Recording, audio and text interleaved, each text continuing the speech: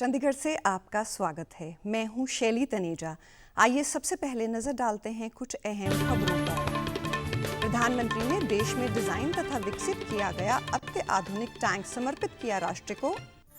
पंजाब में नगर निगमों, नगर पार्षदों व नगर पंचायतों के लिए कल 71.39% हुआ मतदान। मतगणना 17 फरवरी को। और आज आधी रात से राष्ट्रीय राजमार्गों पर फास्टैग अनिवार्य, टोल नहीं लिया जाएगा नगद। और अब समाचार विस्तार से। प्रधानमंत्री नरेंद्र मोदी ने देश में डिजाइन और विकसित किया गया अत्याधुनिक युद्ध टैंक समर्पित किया राष्ट्र को। प्रधानमंत्री ने तमिलनाडु के चेन्नई में 80 अरब रुपए से अधिक की परियोजनाओं का शुभारंभ करते हुए जल संरक्षण के तरीके अपनाने और अनाज उत्पादन के लिए राज्य के किसानों की प्रशंसा की। प्रधानमंत्री ने चेन्नई में रक्षा अनुसंधान और विकास संगठन द्वारा स्वदेशी रूप से डिजाइन, विकसित और निर्मित अत्याधुनिक अर्जुन टैंक राष्ट्र को समर्पित भी किया। प्रधानमंत्री ने कहा कि सरकार सिंचाई प्रणाली में सुधार करेगी, जिससे राज्य में 2,27,000 एकड़ भूमि की सिंचाई की जा सकेगी। इस अवसर पर पुलवामा आतंकवादी हमले के बहादुर योद्धाओं को याद करते हुए श्री मोदी ने कहा कि भारत शांति में विश्वास करता है, लेकिन हर कीमत पर राष्ट्र की संप्रभुता की रक्षा करेगा। पंजाब की 8 नगर निगमों और 109 नगर पार्षदों व नगर पंचायतों के कल हुए मतदान में कुल 71.39% मतदान हुआ है। पंजाब के राज्य चुनाव आयोग के एक प्रवक्ता ने ये जानकारी देते हुए बताया कि राज्य के मानसा जिले में सबसे अधिक वोटिंग हुई तथा सबसे कम मतदान साहिबजादा अजीत सिंह नगर में हुआ। प्रवक्ता ने बताया कि साहिबजादा अजीत सिंह नगर में कुल 60.8% मत डाले गए, जबकि रूपनगर जिले में 73.80% मतदान हुआ। इसी तरह फतेहगढ़ साहिब में 75.78%, अमृतसर में 71.20%, तरनतारन में 63.12%, गुरदासपुर में, पठानकोट में 75.37, बठिंडा में 79, मानसा में 82.99, फरीदकोट में 71.3, होशियारपुर में 66.68, जालंधर में 73.29, कपूरथला में 64.34, शहीद भगत सिंह नगर में 69.71, फिरोजपुर में 74.1, श्री मुक्तसर साहिब में 68.65, मोगा में 69.50, फाजिलका में 72.40, पटियाला में 70.9, लुधियाना में 70.33, बरनाला में 71.99 और संगरूर में 77.39% मतदान हुआ। प्रवक्ता ने बताया कि 9,222 उम्मीदवारों की किस्मत का फैसला इलेक्ट्रॉनिक वोटिंग मशीनों में कैद हो गया तथा मतदान 17 फरवरी को प्रातः 9 बजे शुरू होगा। वे उस दिन राज्य में ड्राई डे रहेगा। पंजाब में गुरु तेग बहादुर जी के 400वें प्रकाशोत्सव को समर्पित मुकाबले में 3 लाख स्कूली विद्यार्थियों ने हिस्सा लिया। राज्य के शिक्षा मंत्री विजय इंद्र सिंगला ने बताया कि मुख्यमंत्री कैप्टन अमरिंदर सिंह के नेतृत्व वाली राज्य सरकार द्वारा इस अवसर को यादगार बनाने के लिए साल भर चलने वाले जश्नों के अंतर्गत विभिन्न कार्यक्रम करवाए जा रहे हैं। उन्होंने बताया कि इन समागमों की श्रृंखला के अंतर्गत स्कूल शिक्षा विभाग द्वारा भी राज्य सरकार के सरकारी स्कूलों में अलग अलग तरह के मुकाबले करवाकर विद्यार्थियों को गुरु साहिब की वाणी, अतुल्य शहादत और शिक्षाओं के प्रचार प्रसार के लिए बड़ा प्रयास किया जा रहा है। कैबिनेट मंत्री ने बताया कि विभाग द्वारा कराए जा रहे मुकाबले में राज्य के सरकारी स्कूलों में पढ़ने वाले लगभग 3 लाख विद्यार्थियों ने बड़े उत्साह के साथ हिस्सा लिया तथा फरवरी महीने के पहले पंद्रहवाड़े के दौरान श्री गुरु तेग बहादुर जी की वाणी, बलिदान और उपदेशों संबंधी भाषण मुकाबले करवाए गए। उन्होंने बताया कि इससे पहले कोरोना महामारी के दौरान भी विभाग द्वारा श्री गुरु तेग बहादुर जी के 400वें प्रकाशोत्सव को समर्पित 11 शिक्षा के जुड़े ऑनलाइन मुकाबले करवाए जा चुके हैं तथा शिक्षा मंत्री ने कहा कि राज्य सरकार द्वारा गुरु साहिब को समर्पित समागमों का एक मकसद नई पीढ़ी को गुरुओं के महान जीवन से अवगत करवाकर विद्यार्थियों की शख्सियत को विकास करना है। चंडीगढ़ में कल 18 कोरोना संक्रमण के नए मामले सामने आए हैं। स्वास्थ्य विभाग की ओर से कोरोना की जांच के लिए पिछले 24 घंटों के दौरान 1002 टेस्ट किए गए, जिनमें से 18 की रिपोर्ट पॉजिटिव रही तथा शहर में कोरोना के एक्टिव मामलों की संख्या 127 हो गई है। स्वास्थ्य विभाग तथा प्रशासन संक्रमण की रोकथाम के लिए प्रयासरत है। प्रतिदिन शहर के विभिन्न क्षेत्रों में मोबाइल टेस्टिंग वैन टीमों द्वारा निःशुल्क कोरोना जांच का कार्य किया जा रहा है। स्वास्थ्य विभाग की ओर से अब तक चंडीगढ़ में कोरोना की जांच के लिए कुल 2,34,069 टेस्ट किए गए, जिनमें से 2,11,888 नमूनों की रिपोर्ट नेगेटिव रही तथा कुल 21,238 मामलों में कोरोना होने की पुष्टि हुई। शहर में अब तक 386 कोरोना संक्रमितों की मृत्यु भी हो चुकी है तथा प्रतिदिन कोरोना संक्रमित स्वस्थ हो रहे हैं। कल भी शहर में 13 अन्य कोरोना संक्रमित स्वस्थ हुए हैं, जिसके बाद इस बीमारी से शहर में ठीक होने वालों की कुल संख्या 20,765 हो गई है। देश के राष्ट्रीय राजमार्गों पर आज मध्य रात्रि से सभी टोल प्लाजा पर फास्टैग अनिवार्य हो जाएगा।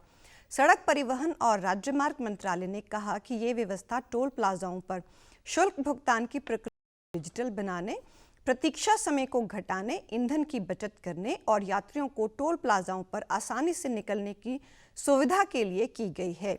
राष्ट्रीय राजमार्ग शुल्क नियम 2008 के अनुसार यदि कोई वाहन बिना फास्टैग के किसी टोल प्लाजा से गुजरता है तो ऐसी स्थिति में उसे निर्धारित से दुगना भुगतान करना पड़ेगा। मंत्रालय एम और एन श्रेणी के वाहनों ने इस वर्ष 1 जनवरी से फास्टैग अनिवार्य कर चुका है। एम श्रेणी में यात्री वाहनों को रखा गया है, जबकि एन श्रेणी में माल ढुलाई वाले वाहन आते हैं। ऐसे वाहनों में कुछ व्यक्ति भी रह सकते हैं। 26वें हुनर हाट का आयोजन 20 फरवरी से नई दिल्ली के जवाहरलाल नेहरू स्टेडियम में किया जाएगा। अल्पसंख्यक मामलों का मंत्रालय 20 फरवरी से 1 मार्च तक नई दिल्ली में हुनर हाट का आयोजन करने जा रहा है। इसमें देश के 31 राज्यों और केंद्र शासित प्रदेशों के 600 से अधिक कारीगर और शिल्पकार भाग लेंगे। इनमें बड़ी संख्या में महिला शिल्पकार भी शामिल होंगी। इस बार के हुनर हाट का मुख्य विषय वोकल फॉर लोकल होगा। केंद्रीय अल्पसंख्यक मामलों के मंत्री मुख्तार अब्बास नकवी ने कहा कि हुनर हाट के कारीगरों और शिल्पकारों के स्वदेशी उत्पादों को बढ़ावा देने का मंच है। उन्होंने कहा कि इसके जरिए 5 लाख से अधिक कारीगरों और शिल्पकारों को रोजगार के अवसर उपलब्ध करवाए गए हैं।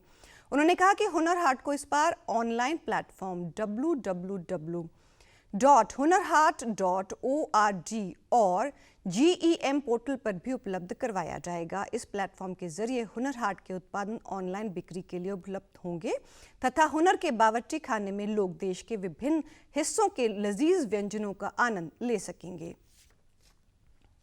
कोविड-19 के कारण लॉकडाउन के बाद रेहड़ी पटरी वालों को अपना काम फिर से शुरू करने के लिए केंद्र सरकार ने प्रधानमंत्री स्वनिधि योजना शुरू की है। इसके अंतर्गत सड़क किनारे काम करने वाले लोगों को 10,000 रुपये का ऋण आसान शर्तों पर मुहैया करवाया जाता है। इस योजना के अंतर्गत अगले 2 सालों में सरकार द्वारा 50 लाख से अधिक रेहड़ी पटरी वालों को ऋण उपलब्ध करवाने का लक्ष्य रखा गया है।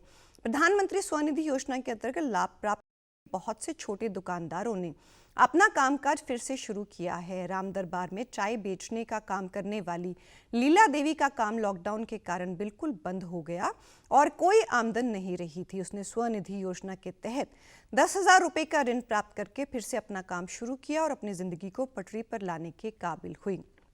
उसने डीडी न्यूज से बातचीत के दौरान इस योजना को उस जैसे छोटे दुकानदारों के लिए लाभदायक बताया तथा इस योजना की शुरुआत के लिए केंद्र सरकार का आभार व्यक्त किया।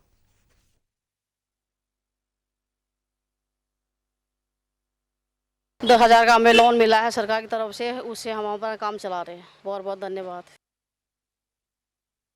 योजना के तहत ऋण का समय पर भुगतान करने वालों को ब्याज में सब्सिडी भी दी जाती है और वे अपना पहला ऋण समय पर चुकाने के बाद अधिक ऋण के पात्र बन जाते हैं। और अब पेश हैं खबरें फटाफट। देश में अब तक 82 लाख से अधिक लोगों का हुआ कोविड टीकाकरण। संक्रमण से ठीक होने वालों की दर हुई 97.29%। चंडीगढ़ नगर निगम सदन की आज हो रही बैठक के दौरान कई अहम मुद्दों पर हो रही है चर्चा। कृषि मंत्रालय के अनुसार इस वर्ष धान की सरकारी खरीद में 15.71% की हुई वृद्धि। कोरोना वायरस का खतरा अभी टला नहीं है, इसलिए सभी से निवेदन है कि बाहर जाने के समय मास्क जरूर पहनें, सामाजिक दूरी बनाए रखें, बार बार अपने हाथ साबुन से धोएं और सैनिटाइजर का इस्तेमाल करें। वैश्विक महामारी कोविड-19 जिसका कहर संपूर्ण मानव जाति को अपनी आगोश में ले चुका है। टीका या दवाई उपलब्ध होने तक महामारी के खिलाफ मानवता की जंग जारी है। ऐसे में सबसे जरूरी है सावधानी और बचाव। फेस मास्क कोरोना से रोकथाम का सबसे प्रभावी उपाय साबित हुआ है। विश्व स्वास्थ्य संगठन और विशेषज्ञों की शोध का भी यही निष्कर्ष है कि मास्क से मुंह और नाक को अच्छी तरह ढककर कोरोना संक्रमण को कम किया जा सकता है। कोरोना संक्रमण से बचाव के लिए मास्क पहनने के साथ ही जरूरी है मास्क को सही तरीके से पहनना। बहुत से लोग मास्क से नाक और मुंह को सही तरीके से नहीं ढकते हैं, जिससे संक्रमण का खतरा बना रहता है। बिना मास्क या फेस कवर के घर से बाहर निकलने की अभी कल्पना करना भी सही नहीं है। जुड़िए डीडी न्यूज की खास मुहिम मास्क अप इंडिया के साथ। मास्क पहने और अपने मुंह और नाक को अच्छी तरह ढकें। अपने परिवार के सदस्यों और दोस्तों को मास्क पहनने के लिए कहें। Mask up India. Mask up India. DD news के माध्यम से सबको बताना है, कोरोना को हराना है, मास्क जरूर लगाना है। Mask up India. Mask up India. Mask up India.